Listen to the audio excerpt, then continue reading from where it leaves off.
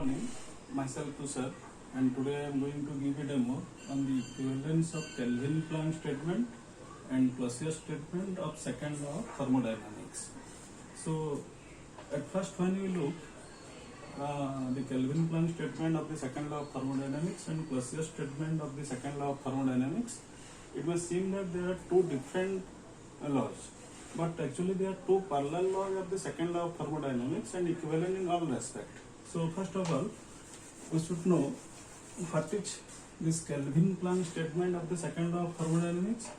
According to Kelvin-Planck statement of the second law of thermodynamics, a heat engine, it operates between a high temperature source,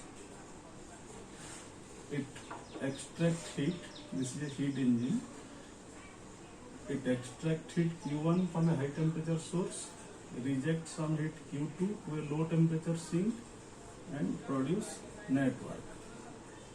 And this net work equal to Q1 minus Q2.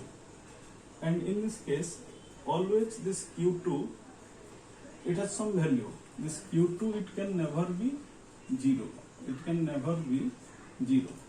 And if this Q2, if Q2 will be equal to 0, that means here, if it does not reject any heat and whatever heat extract Q1, all the heat will be converted into work, that is W net equal to Q1, then such type of heat engine is never possible. This is known as a perpetual motion machine of the second kind, which is never possible. So actually what happens, a heat engine operating between two temperature, that is at a high temperature source T1, it extracts some heat Q1 and do some net work, and it always rejects some heat Q2 to a low temperature sink, and the net work done, that is W net, is equal to Q1 minus Q2. So the Kelvin-Planck statement of the second law of thermodynamics, it states that it is not possible for any heat engine to produce net work in a complete cycle by exchanging heat only with bodies at a single fixed temperature. So this is called Kelvin-Planck statement of the second law of thermodynamics. Like that, Clausius statement of the second law of thermodynamics, it states that it is not possible to produce any device which will transfer heat from a low temperature body to a high temperature body without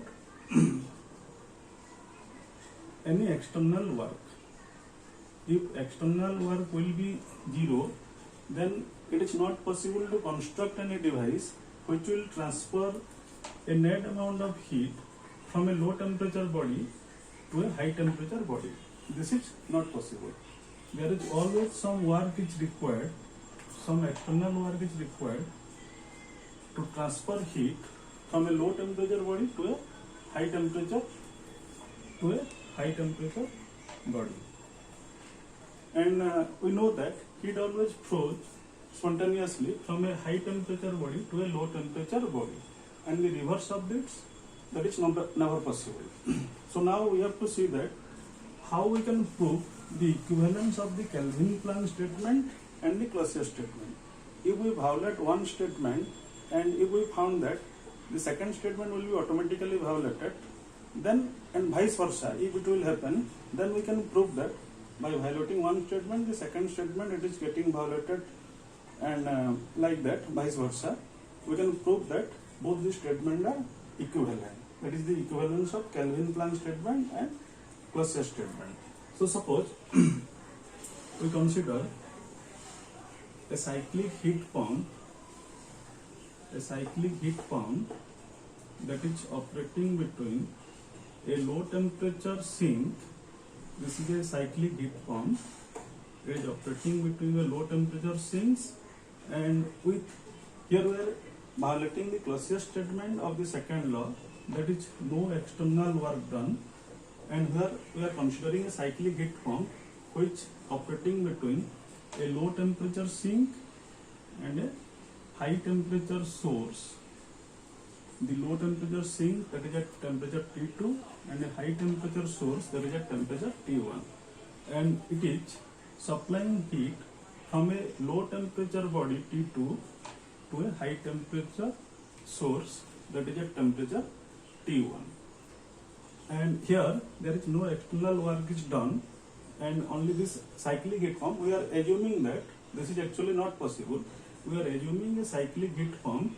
It is working between a low temperature sink, that is at temperature T2, and a high temperature source, that is at temperature T1. This is supplying heat from a low temperature sink to a high temperature source by doing no external and by providing no external work to this. Okay, and here between this, suppose we consider between this high temperature source T1 and the low temperature sink T2, there is a cyclic heat pump. This is a cyclic heat pump is working, and it is producing network.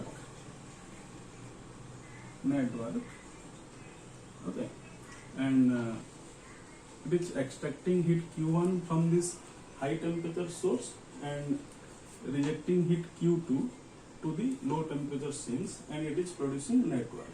And suppose we consider that here the amount of heat supplied by the cyclic heat pump, exactly that much amount of heat it will be received by the this heat engine. This Q1 amount of heat which is supplied by the cyclic heat pump, exactly the same amount of heat that is received by the cyclic heat engine. This is a cyclic heat engine.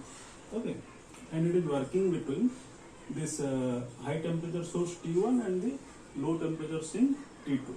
So now what happens? The amount of heat which the cyclic heat pump is supplying to this high temperature source T1, suppose exactly the same amount of heat it is received by the cyclic heat engine, that is equal to Q1.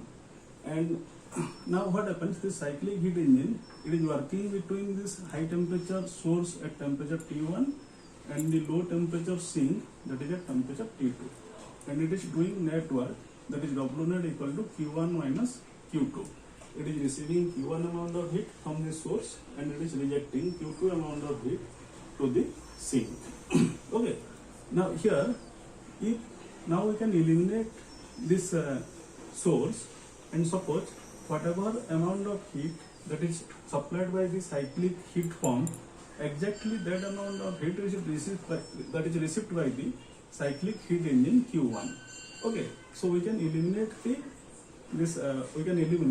this high temperature source. Now together the cyclic heat engine and cyclic heat pump, they constitute a cyclic heat engine, which is, now you see here it is operating in a complete cycle and it is exchanging heat only with bodies at a single fixed temperature, and it is producing net work.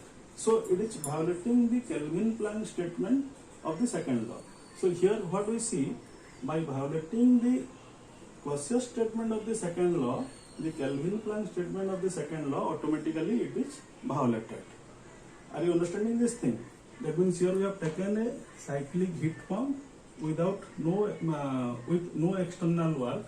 It is supplying net heat to a high temperature source from a low temperature sink, and exactly that amount of heat is received by a cyclic heat engine, that is equal to Q1, and the cyclic heat engine, it is producing W net amount of work. So together this heat engine and heat pump, they constitute a cyclic heat engine, and now we find that the cyclic heat engine, it is producing net amount of work by exchanging heat only with this single body, that is at temperature T2, which is violating the Kelvin-Planck statement of the second law. So we found that if we violate the Clausius statement of the second law, the Kelvin-Planck statement of the second law is violated. Similarly, in this law we can prove that if we violate the Kelvin-Planck statement of the second law, Clausius statement of the second law, that will be violated.